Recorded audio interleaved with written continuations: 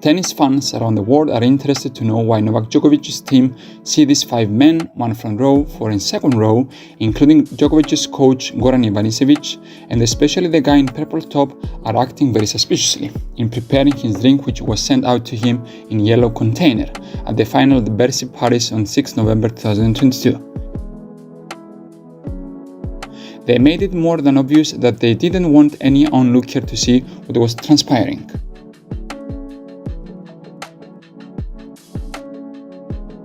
When previously questioned about the unknown substance he seemed to inhale at Wimbledon this year, Djokovic said that it was a magic potion.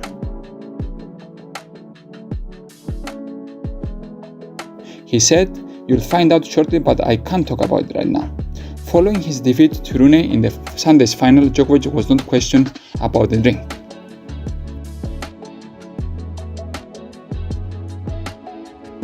Hello everyone, welcome to Tennis Moments.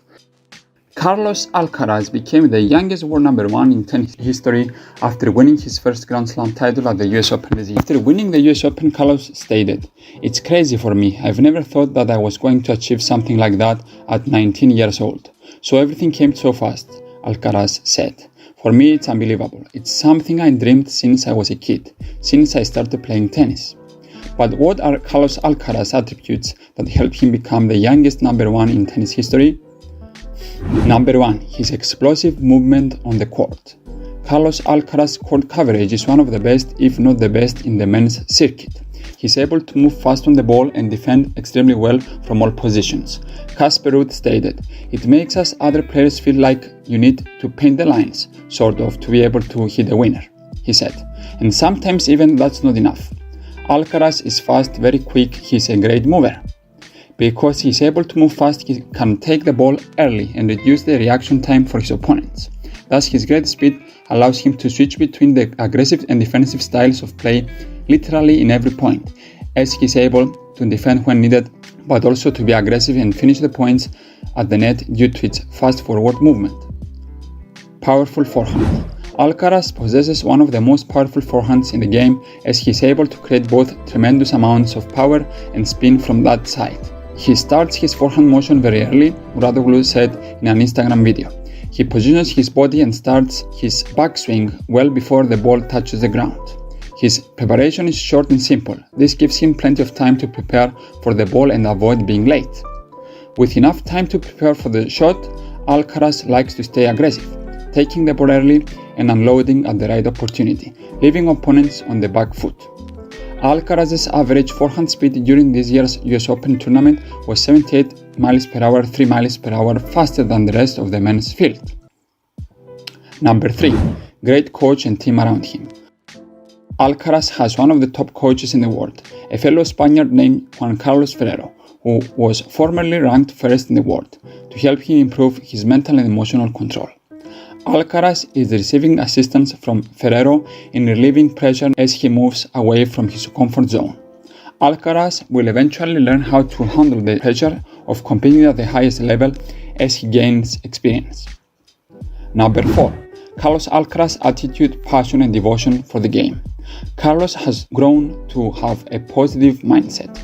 He demonstrates respect for his rivals and for the sport, and he looks up to Nadal, who is humble and one of the finest players of all time, if not the best. Despite his young age, he has no fear of anything or anyone and enjoys playing on big courts and in competitive matches. He maintains focus throughout big matches, and for someone so young is able to keep his nerves and emotions under control. Number 5. No off-court distractions. The stability of the big three's personal lives has played a significant role in their success. The three of them have always been with the same partner, and neither of them has ever been involved in a major scandal that would have diverted their focus away from tennis. Carlos Alcaraz appears to have a similar personality in that regard. Let's assume that he does have the appearance of a straightforward individual who is passionately committed to tennis and won't let obstacles encountered off the court to prevent him from achieving his goals. Carlos appears to be pretty mature for his age. Many 18-year-olds who experience tremendous and very rapid success do struggle with how to handle it. It remains to see if Carlos Alcaraz can maintain his extraordinary level of play for a long period of time, and if he can play until mid-30s like the big three did. Today's athletes are better at maintaining their physical condition. Players may extend their careers by a few years with better training and eating habits. Although it's too early, everything indicates that he will have a lengthy career because he is a fantastic athlete, but when the big money comes in and he defends titles, that's when the pressure comes in. Subscribe for more videos like this, turn on the notifications and leave a like to help the channel out. Thank you for watching. Roger Federer cracked even the strongest in his words made shortly after his final match of his career because he was so moved and had tears in his eyes. The Swiss master retired from tennis at the age of 41 after a colossal career that had a profound impact on the whole sports industry. There was no better way in the mind to bid an active farewell, with his entire family in the audience together with colleague Rafael Nadal in the O2 Arena. His wife, his parents and his kids, everyone was present. Roger Federer said, "It was a wonderful day, I'm happy, I'm not sad. Enjoyed it once again, had fun being here with my kids. I felt at some point in the game that I was close to getting injured somewhere, but everything went well. Playing with Rafa in the same team and having all these legends of the sport by my side and in the stands was impressive. It's incredible, it was great. I didn't want to feel alone out there. I felt like I was part of a team. In individual sports you don't feel that. I was with guys that we have worked with for many years. It's the ending I hoped for, the ending I wanted. Thank you. I didn't expect such a path in my career. I started playing with my friends and ended up here today. It was great. Had so much fun. So many people supported me from the stands and I thank you all for that. I always found it amusing to blame my mother for everything. I thank my parents for what they did for me. It's an incredible night. Thank you all. It's been a great 24-year run. Thank you and I love you all."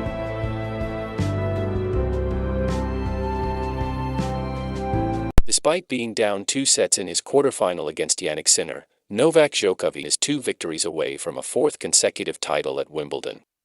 In a thrilling encounter that lasted 3 hours and 38 minutes, the Serb defeated the 20-year-old Italian and number 10 on the board, 5-7, 2-6, 6-3, 6-2, 6-2, and now he is going to face the second round of Wimbledon 2005. He made his first, against the Spaniard, Guillermo Garcia Lopez.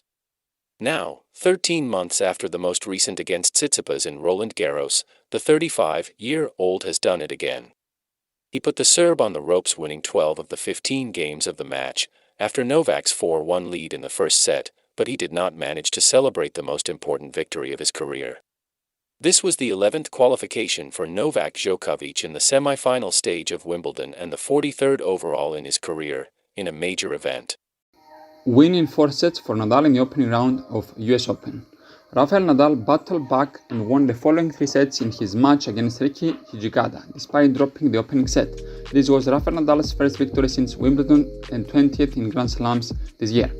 Rafael Nadal 20-0, who defeated Ricky Hijikata 4-6, 6-2, 6-3, 6-3 in the opening round of the US Open, is still unbeaten in Grand Slam competition as of 2022. It was Nadal's first match at the US Open since he won the tournament in New York in 2019. He also won for the first time since Wimbledon, since he had lost his first encounter in Cincinnati against Borna Coric, who went on to win the tournament. Hijikata, who has given a wild card and is now ranked number 198 in the world, came out firing in the first set, hitting 11 winners while only committing 6 unforced errors. In the second set, when he lost just 2 games, Nadal improved his percentages in general play. He then continued to play well in the following 2 sets, making sure he was never in greater danger than the Australian, a 21-year-old whom he defeated in little over 3 hours. The unpredictable Fabio Fognini, who Nadal lost to in the US Open third round in 2015, while leading with 2-0 sets, will be Nadal's opponent in the second round. Nadal has a decent chance of becoming world number 1 tennis player in the world after the US Open.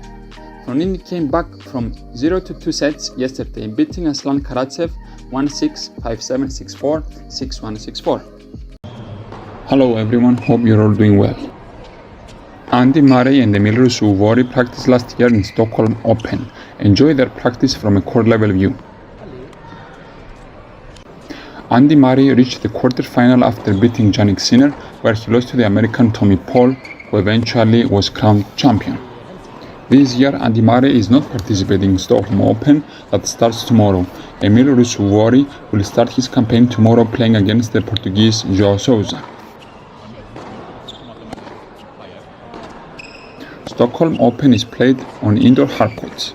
It will be the 53rd edition of the tournament and part of the ATP Tour 250 series of the 2022 ATP Tour. It will take place at the Kunglika Tennishallen in Stockholm, Sweden from 17th to 23rd October 2022.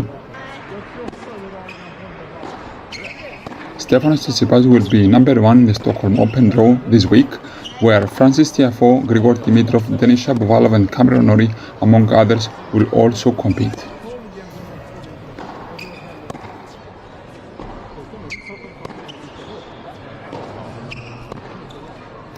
Subscribe for more videos like this, turn on the notifications and leave a like to help the channel out. Thank you for watching.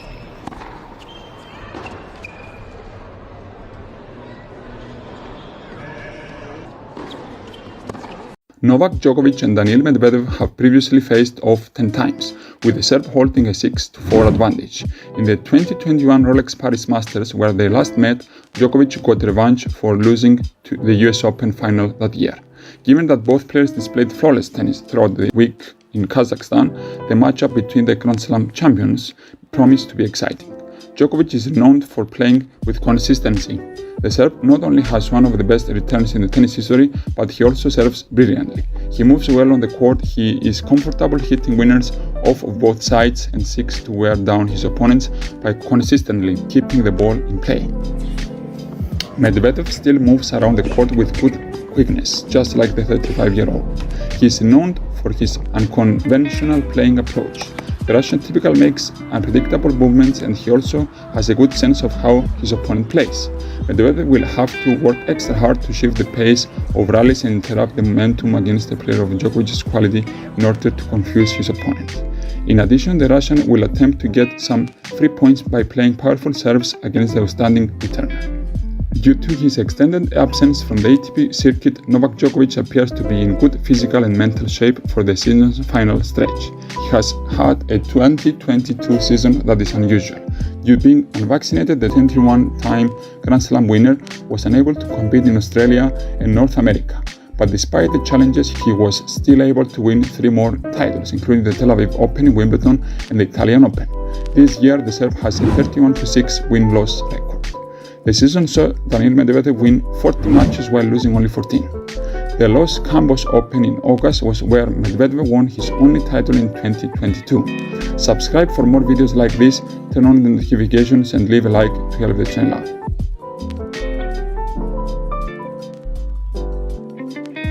Gael Monfils and his wife Elina Svitolina welcomed their baby girl on Saturday morning. Monfils referred to his child as "my little princess" in the announcement. Svitolina, a former number 3 in the world, and Monfils, who got married in July 2021, made the first child announcement in May of this year. The most gorgeous present for them came on Saturday. Had the most amazing night of my life, which ended with the most beautiful girl around 6 a.m. Elina was strong and brave, and I can't thank enough my wife and God for this special moment. Welcome to the world, my little princess Sky, Monfils wrote. Svitolina posted on her account the same photo and mentioned, "What a night. Ladies and gentlemen, please give a warm welcome to Sky Monfils.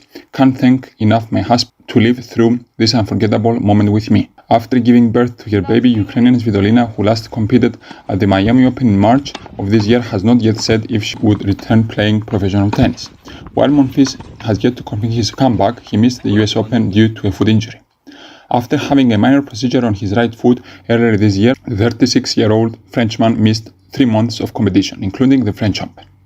He stated in September, "I consider myself lucky in my misfortune because I can spend precious moments with my wife and accompany her in the last weeks of her pregnancy."